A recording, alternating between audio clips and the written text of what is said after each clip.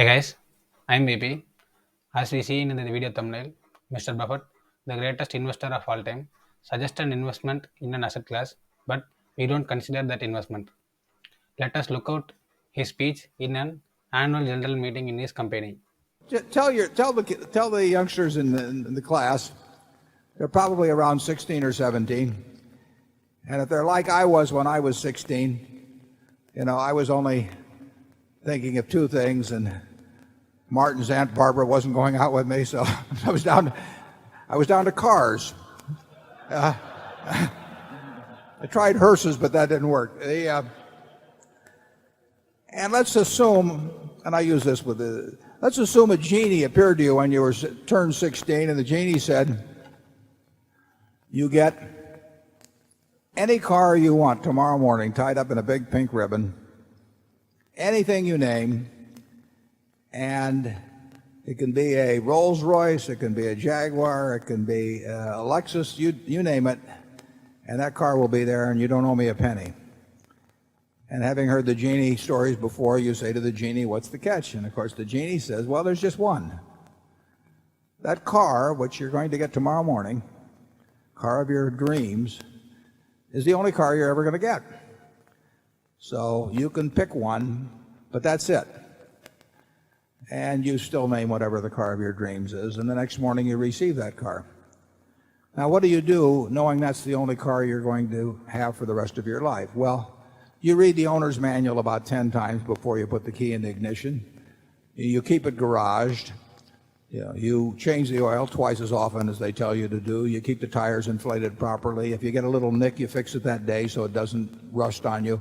In other words, you make sure that this car of your dreams at age 16 is going to still be the car of your dreams at age 50 or 60 because you treat it as the only one you'll ever get in your lifetime. And then I would suggest to your students in Phoenix that they are going to get exactly one mind and one body. And that's the mind and body they're going to have at age 40 and 50 and 60.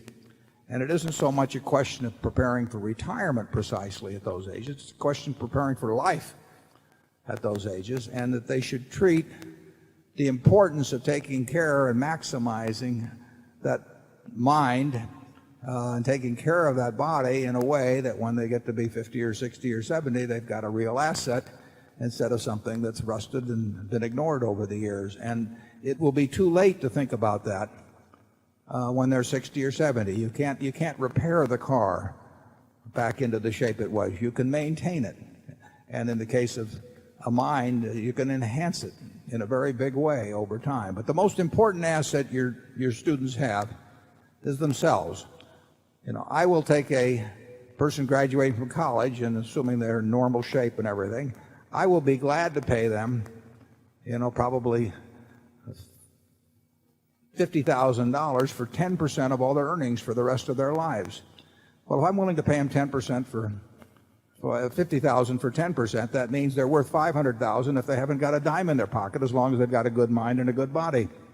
Now that asset is far, far more important than any other asset they've got, unless they've been very lucky in terms of inheritance or something. But overwhelmingly, their main asset is themselves, and they ought to treat their main asset as they would any other asset that was divorced from themselves. And if they do that and they start thinking about it now, and they develop the habits that maintain and enhance the asset, they will have a very good car, mind, and body when they get to be 60. And if they don't, they'll have a wreck. Charlie?